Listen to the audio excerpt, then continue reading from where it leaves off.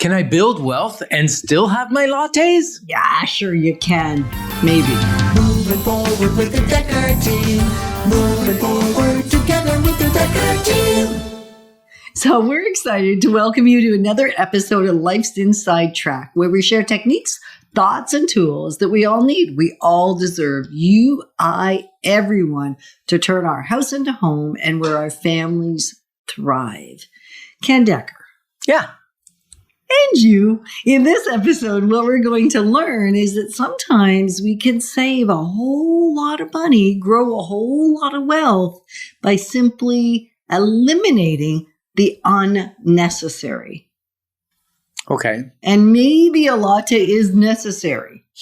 So, there's so much debate, I think, around the latte. A lot of people say you got to cut out your latte so you can save that money. And it is in your book, in the Wealth Formula, or in our book, I guess, because who's kidding who? We did co-collaborate on it, right?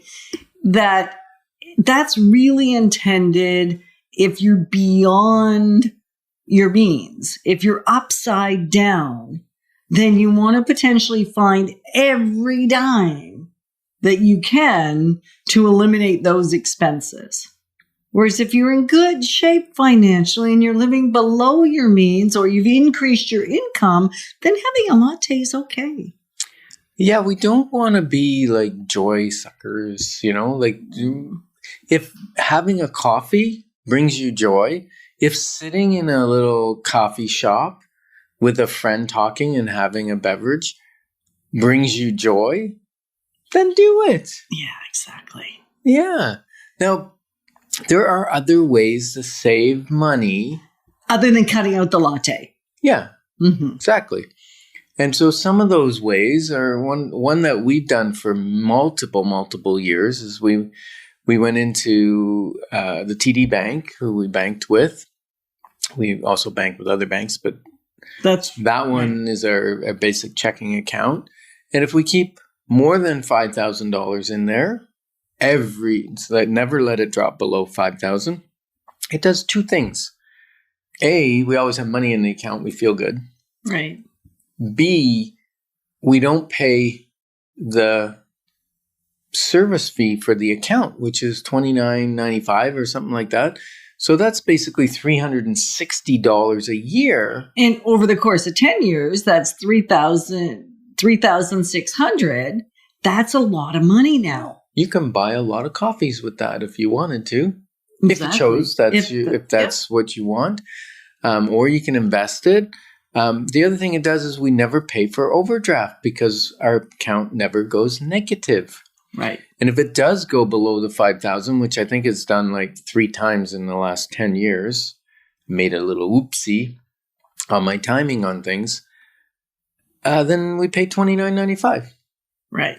And so really the conversation today is what are the habits of those that are building wealth or have built at a fair bit of wealth, whether the wealth is for giving away, whether it's for generations following, whether it's for retirement, like whatever the purpose of the wealth is, supporting others in other countries now or supporting others in our country here. Whatever the point is to create wealth, there are certain habits that probably exist. And so they're identifiable. They're easy to see once you tap into what they are. And one of them is so simple. It's really just a matter of watching the unnecessary spending, right? And you're using the example of a bank account. It's unnecessary to pay $30 a month for a basic checking account as long as you keep your money in order. Right. Yeah. And another one would be take a look at your bank or your Visa card, your MasterCard, whatever credit cards you have, and look for those auto payments that maybe aren't appropriate anymore. Maybe there's a software you bought once and it's set on auto renewal, and then you get a charge of, $300 for the year. It just happened to me. And you didn't really want to use it anymore. You stopped using that software and you couldn't really get a full refund even, could you? I got most. You got some of it back. And I thought I'd already handled it. I mean, I knew it was coming. I watched it because right after I bought it a year ago, I wish I hadn't, but I was committed.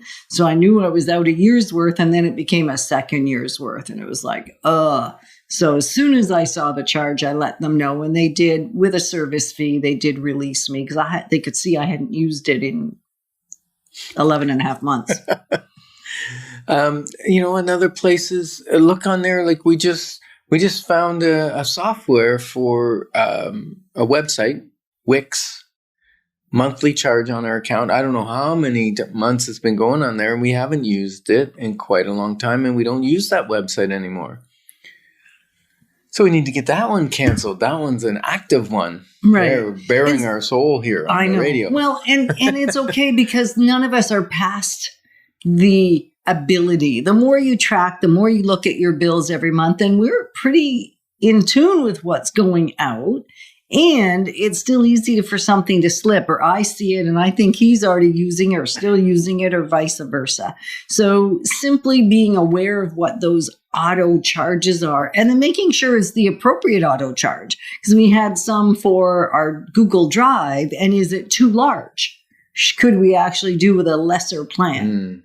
Because there's lots of great free plans, and there's different sizes of plans, and sometimes we think we need a certain thing and we really don't. So really the point here is just eliminate or reduce unnecessary, especially the auto stuff. Yeah, like even Dropbox is another one. As soon as you have a free account, as soon as you reach the limit in your account, they send you messages, oh, you've reached your limit, it's not going to sync anymore, it's not working, you need to pay X amount of money. And we've had administrators take out our credit card and pay for an increase when we don't even use it on a regular basis. It was a one-time thing. Right. So watching stuff like that is huge. You can save money by paying your credit card balance every month.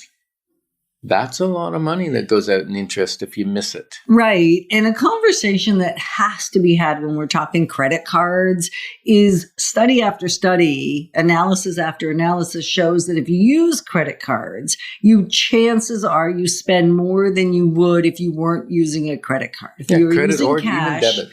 Or debit. Yeah, credit or debit. Whereas if you're using cash, although it's not popular anymore or not very popular anymore, actually reduces how much you spend in the first place often. Now, then I hear the whole debate, well, I get points on my card and I can get free groceries and I can't. So you've got to find what works for you.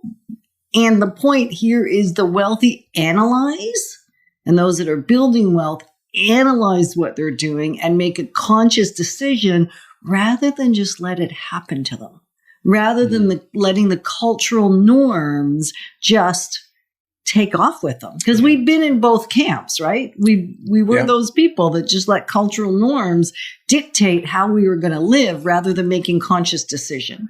Yeah, the other place that is kind of obscure, it's the wealthy look at what things cost them. For instance, their investments.